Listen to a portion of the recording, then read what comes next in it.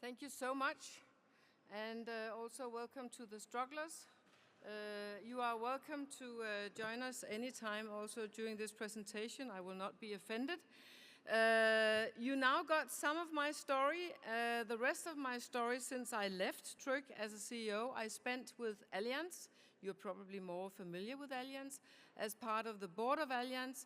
And the last 2 years of that, which ended last spring actually, as the chairman of the board sustainability committee. And it's, of course, the supervisory board. I have to remember that word. So that's my reality. I am actually at home.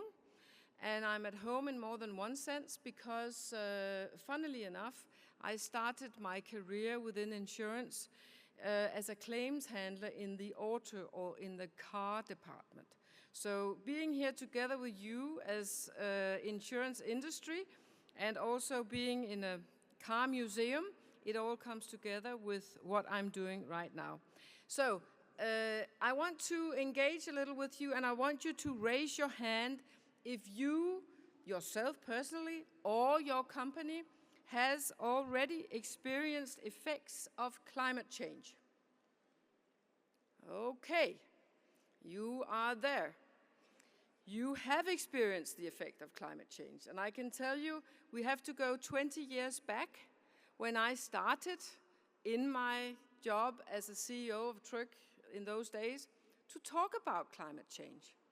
And in those days, people were like, are you chairing an NGO, or are you actually an insurance executive? And I was an insurance executive, but I was also the kind who actually looked at the data.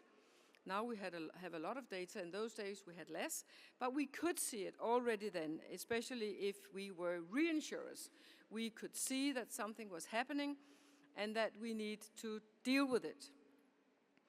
So, do you also, just raise your hands, do you think it would be appropriate if we all, and that's you and me as a legislator, react on our experiences with climate change? Fine, brilliant.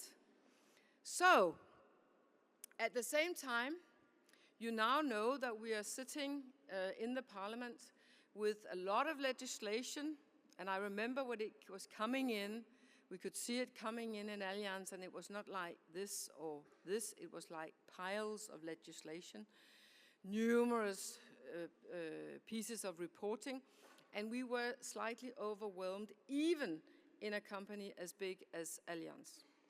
So I have full respect for people who said and say we need to do this CSRD reporting differently. We need to do it. I guess you agree? Is it important to have some kind of climate relative, social relative reporting? Yes, yes. Raise of hands. Brilliant, thank you. Then I have not been wrong, because I have been actually promoting this in my political work, and I have been telling my fellow colleagues in the parliament, look, it is a good idea to have this reporting. It does make a difference. It will guide capital. It will guide investments. It will have a risk approach to what we're actually doing, and this is good. This is how it should be. And that is, of course, what we are looking into now. Then I will have to be slightly depressed on the process. I'm sitting right now, and that's why I have to go back to give my opinion into some of the omnibus processes. And the one that we're sitting with right now is actually the CSRD and CSDDD reporting. You know what? I had expected more.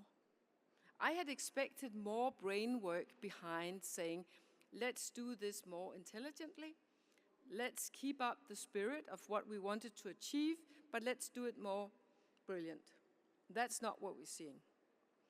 So some of us are trying to sort of hang on with the tips of our fingers and say, please don't mess up.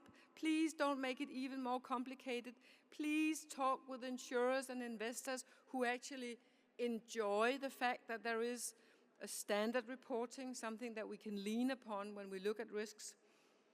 And I just cannot promise you where this will end, unfortunately.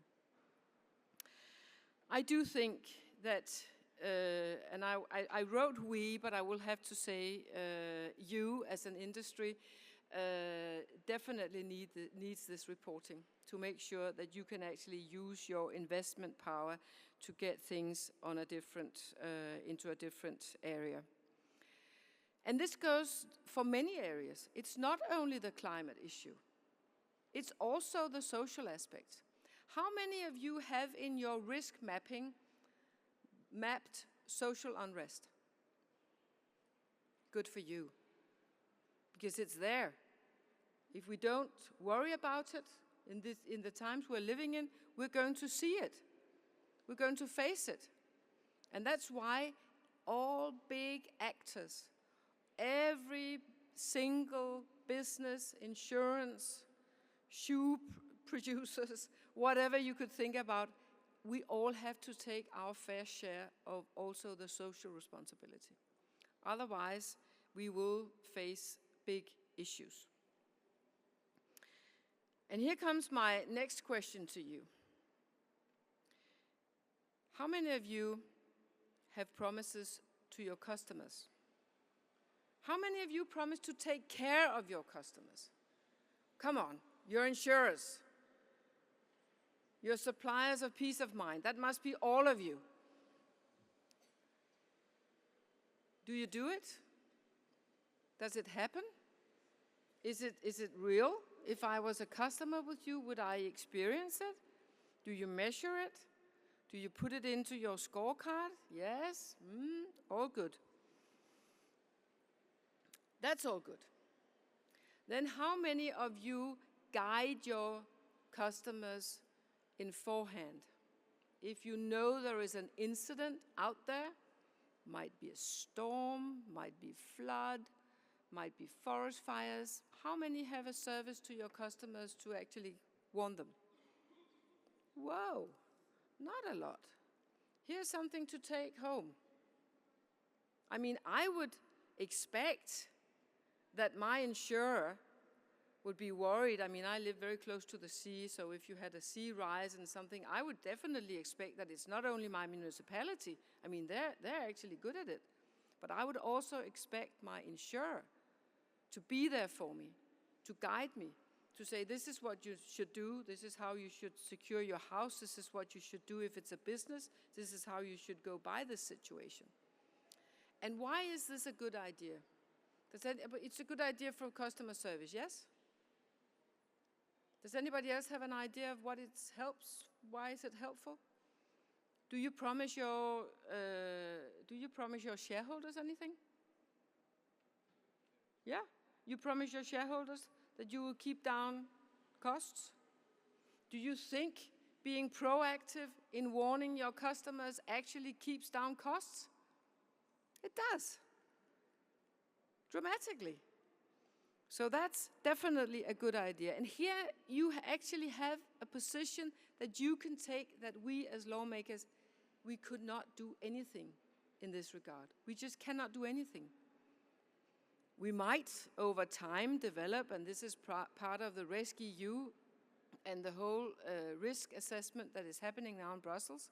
It's a fantastic place. If you haven't visited it, go and see it. It is really good, and it's also really detailed. So who knows? If you don't take the position, the European Union might, because it's a good idea to keep down costs and to promise citizens or customers something that they would actually value. My last question to you is the following. So when we have had a storm, when we have experienced flood or wildfires, do you stay in Zurich or in Munich or in Copenhagen or in Stockholm or wherever you stem from? Do you just stay there in your office and sit there and, oh, I'm just waiting to hear the number. I'm a little bit frightened. Let me have a look at my reinsurance policies. Or do you send as many people out there on the ground to be with your customers and help them? If you don't do the latter, you are again wasting your shareholders' money, and you are not there for your customers. Because if you go out there and you're with your customers, you can prevent claims from escalating. You can actually make sure that some claims might not even occur. And of course, it is comfortable for your customers. You could even have a sign up there. I'll use Zurich as an example. You know, Zurich is here for you. Do you think that would have an impact? I know for sure that if you measure loyalty, and I'm sure you all do, customer loyalty goes like this after just one claims experience. Just a simple claim. So imagine what happens to your customer loyalty if you're there with a big sign and a little shed with a warm cup of coffee, perhaps even some blankets, and you're actually doing something for your customers, not just sending them the next invoice and raising the prices, which is obviously what's going to happen the last, because it's going to be more expensive. We all know this. But that's what I would do if I were you. And that is what we as policymakers would expect also. I'm talking about this as with my business insurance and with my policymaker experience. This is what I would do if I were you. I would look after my customers in a much more detailed and much closer way than we did when I was there. I could only start that journey together with my colleagues in Tryg. Tryg means peace of mind, by the way. Isn't that a brilliant name for an insurance company? I mean, it couldn't be better, in my opinion. I'm still very proud of what we did. Go and study the story of Tryg. It is actually a pretty interesting story. They're doing very well today also. Ladies and gentlemen, I want to thank you for your time, and I hope that I've given you a little food for thoughts. And I will bring back to the rest of Brussels that it is still a good idea to have the CSRD reporting, and that it will make a change. And I will try and do my best to not mess it up on your behalf and on all of us behalves. Thank you very much.